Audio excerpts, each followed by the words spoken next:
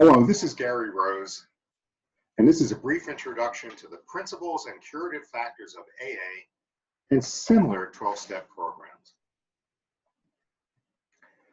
Although AA has its roots in the Washingtonian movement of the mid-1800s, it formally began in 1935 when two out-of-control drinkers, Bill Wilson and Dr. Bob Smith, started meeting together to offer each other support in their determination to resist the urge to drink for a day.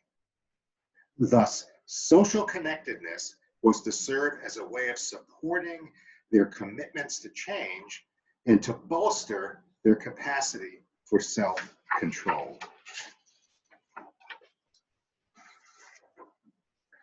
Willpower in AA. AA is often presented as an intervention that works when self-control has failed. In other words, as the antithesis of a behavioral self-control grounded intervention. However, this is not really an accurate depiction of AA. AA is indeed wedded to willpower and self-control. How else might one interpret ODAT, one day at a time? AA, however, is wedded to the smart use of willpower. Rather than just starting with a desire and believing that that desire and the consequent intention will lead to successful change, one must go from desire and commitment into a specific type of smart self-control. A type of smart self-control that involves joining a community of others, reaching out to people with similar concerns, getting used to talking about your struggles and your successes, and once you have put together some sober time, starting to work on your character development via the 12 steps. The AA goal of a lifestyle second to none comes from this latter 12-step character development work, the outcome of which is, among other things, having access to non-drug alternative positive reinforcers that both enrich life and also serve as potent core value derived alternatives that directly compete against alcohol in one's decision making. Smart willpower, behavioral self-control, circa 1935. So what does smart willpower, circa 1935, look like? 1, join a community and use the social interactions and supports. 2, develop your spiritual side, however you define that.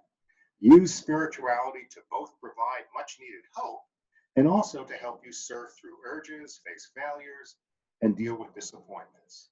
By the way, spirituality here overlaps greatly with the current conceptualization of mindfulness.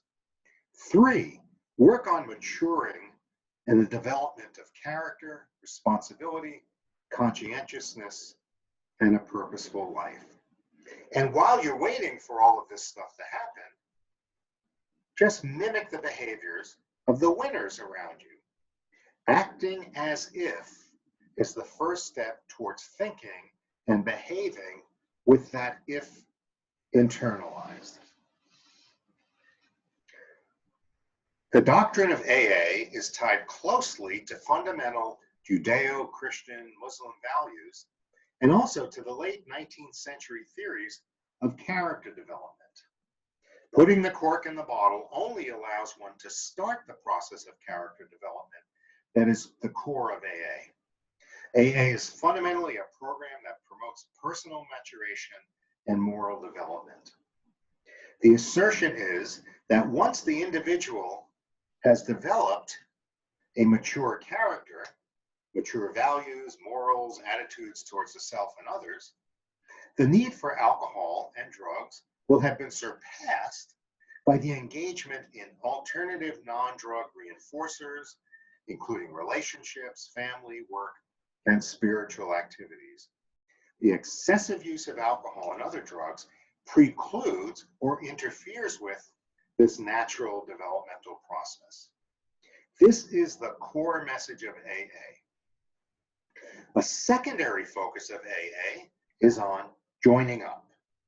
learning to approach others as a method of stress management and coping. The group environment of AA provides opportunities both for social skills development and for positive approach coping. In many ways, AA is an example of the macro approach to addictions treatment. The 12 steps of AA. Here are the 12 steps of AA. The focus on character development and the development of effective interpersonal connections is clearly evident. The comments in red on this slide indicate the particular focus of each step. We admitted we were powerless and over alcohol, that our lives had become unmanageable. I have a problem. Came to believe that a power greater than ourselves could restore us to sanity. There is hope. Made a decision to turn our will and our lives over to the care of God as we understood him. There's hope through spirituality. Made a searching and fearless moral inventory of ourselves. Looked at both sides of the issues, our strengths and our weaknesses. This is not about simply inventorying weaknesses, but balancing an inventory of weaknesses against resilience and strength. Admitted to God, to ourselves, and to another human being the exact nature of our wrongs. Character development starts by reaching out, by sharing. We're entirely ready to have God remove all of these defects of character. Again, hope through spirituality.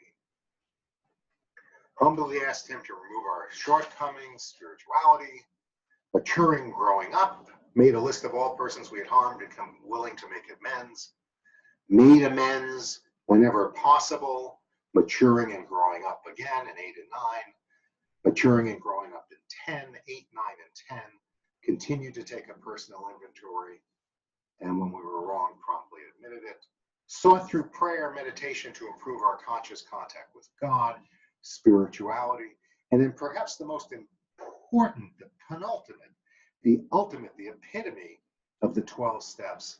Step 12, the step of service. Having had a spiritual awakening as the result of these steps, we tried to carry this message to alcoholics and to practice these principles. Service, giving back, giving to others, charity, character development, spirituality and spiritual development, maturing, growing up, and the importance of charity and giving. Put the cork in the bottle, sober up, clear your head a bit, and start working on maturation, character development, and the pursuit of a principled life. Is AA effective? Generally speaking, the better the quality of the research, the more positive the support for the efficacy of AA as an intervention that promotes natural change. Individuals who find AA acceptable do better at less cost, emotional, treatment cost, opportunity cost, lost income, et cetera, at less cost than do other individuals seeking an abstinence goal. The key here is the acceptability of AA and of self-change promoted through the principles and practices of AA. What are the drawbacks of AA? The drawbacks of AA include the over-identification of AA with the American dispositional disease model, the requirement of self-labeling, quote, I'm an alcoholic, the opportunity cost of attending daily meetings, 90 and 90, and the pessimism about the possibility of full recovery from an alcohol use disorder. Always one drink away from the next drunk. There is also a self-fulfilling prophecy regarding relapse, wherein lapse and full relapse are conjoined and treated as the same concept, leading to what Marlett, in his relapse prevention theory, has called the abstinence violation effect. The gator and the alligator, cute acronyms generated by William R. Miller, are tools that allow you as a clinician to assess the degree to which an individual is fully engaged in AA or Al-Anon programs, respectively. General AA tools of recovery, general Al-Anon tools of recovery. As with all the other instruments discussed in this lecture, you can find copies of the Gator on the casa.unm.edu website. This concludes this brief introduction to AA and the smart use of willpower.